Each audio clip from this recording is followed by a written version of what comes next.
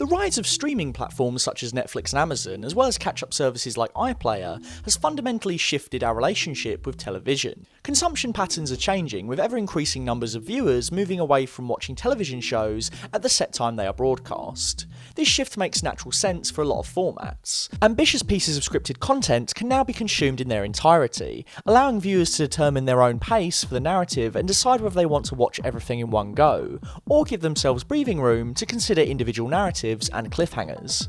Likewise, the success of Netflix originals such as Queer Eye and Nailed It have shown that reality TV will remain relatively unharmed by the move away from traditional syndicated viewing. But one genre which may have less of a certain future is the quiz show. Quiz shows are an odd genre to unpack because we sort of take them for granted. Typically they're in daytime slots when a large percentage of viewers may be working, and even some of the most popular quiz shows on TV rarely reward repeat viewings in the same manner as other formats. This is because quiz shows are inherently a form of appointment viewing, a television event which is designed to be viewed at a particular time of day consistently, but without necessarily a thread line which demands the viewer to catch up on a lost episode. Quiz show episodes are closed, repetitive affairs. They rely on repetition of the exact same format, with the only two differences from episode to episode being the cast and the questions. Put simply, shows that bill themselves as appointment viewing do not necessitate a completist approach to viewership. They are on the same time every day. If you miss an episode, you don't need to catch up, you can just tune in tomorrow. However, this raises an important question. If appointment viewing is dependent upon a show being repeated at a set time, every single day, then how does this translate to an industry that is moving increasingly away from traditional broadcast, to one in which the viewer decides their own viewing habits and schedules? There is of course the argument that quiz shows will simply die as a result of the industry change. No format is immortal, and changes in tastes can kill genres very quickly. But as Marshall McLuhan famously said, the medium is the message, meaning that the form of a piece of content dictates the way in which it is interpreted just as much as the content itself. I heard what you were saying. You know nothing of my work. You mean my whole fallacy is wrong. How you ever got to teach a course in anything is totally amazing. Anyway, what McLuhan was getting at was that the form of a piece of information often dictates both the way it is presented and the way that it is interpreted. Taking the same core story and adapting it across a number of forms will result in a radically different narrative path, something which we explored in our previous video on LEGO Star Wars and ludonarrative dissonance, if you're interested. So if the medium is the message, how will the shift in user consumption habits change the way in which we consume quiz shows? One answer may lie in the form of the quiz app, HQ, which first launched in August 2017.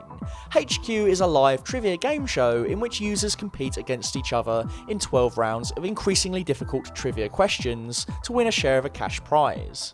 There is no limit on the number of players a single game can host, with HQ events routinely hosting hundreds of thousands of players in a single session. The key to HQ's success is that it utilises a seemingly outdated mode of delivery. Unlike most multiplayer mobile games, which are available to use at all times, and thus have thousands of simultaneous lobbies all playing at once, HQ is only active at 2 times of day, 6 hours apart. To play HQ, for example, in the UK, you have to access the app at either 3 o'clock or 9 o'clock. If you are 5 minutes late to a game, you are unable to participate, and must wait until the next live slot to engage with the questions. In this sense, HQ mirrors the appointment-style viewing of the televised quiz show, and weirdly this might be the key to its success. The marked difference between HQ and the traditional quiz format is that it is exclusively interactive. The traditional quiz viewing experience is, in of itself, predicated on a certain level of interactivity. The novel element of quiz shows is that you can play along yourself. Many viewers keep score as they're watching and try and beat the contestants. I got 2 right.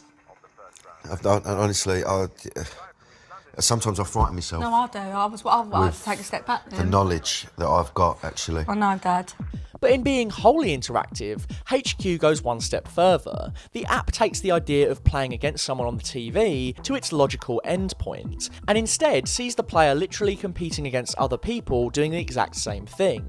As a piece of interactive appointment viewing, this is instantly more appealing than a traditional quiz prospect. Rather than keeping, say, a tally of personal scores, users can actively compare themselves to others, and repeated playing rewards players both in cash incentives and the ability to crawl up the leaderboard. To make headway on HQ, you have to keep playing.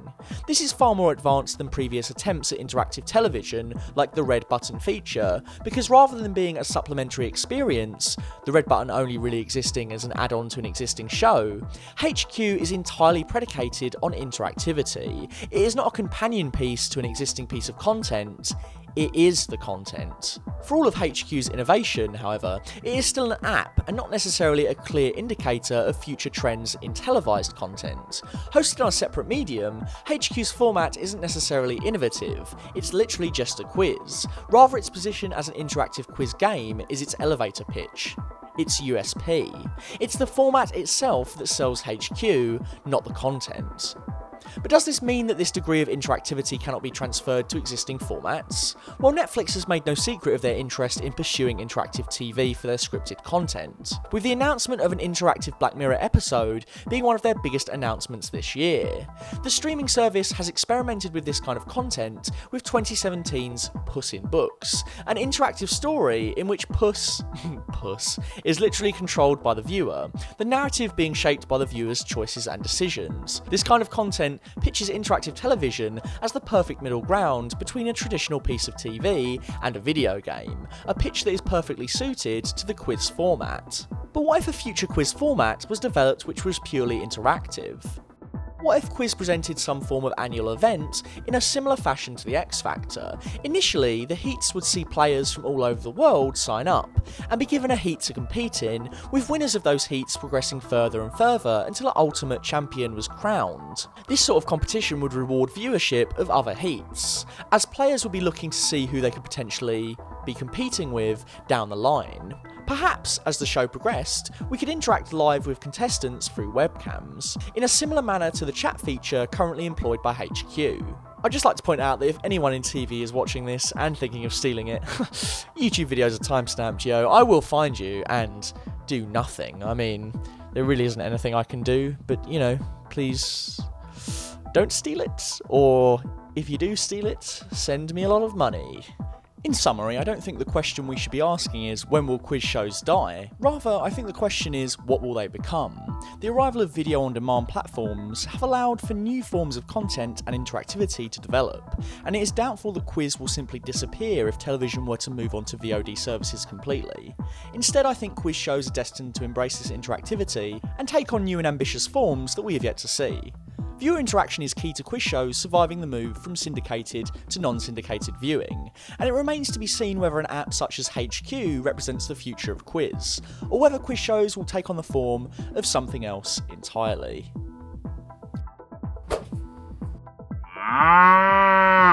Full Fat Videos is going to strange new places.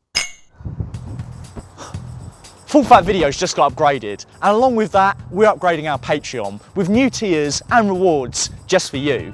We don't unfortunately monetize most of the videos on the channel because it has copyrighted content, so something like Patreon could really help us make Full Fat Videos self-sustaining, and it'll allow us to make better videos and better content for you. For just $1 a month, you'd be helping us out a great deal already, which is why we thank you at the end of every video. Not to mention you'd get exclusive access to Full Fat Milk Posting, a Facebook group where you can talk to us about movies, TV and games, as well as some memes. We like a bit of memes. For $3, you'll get access to everything from the previous tiers, but you'll also get the chance to watch our videos one day early, as well as get access to exclusive scripts and bloopers.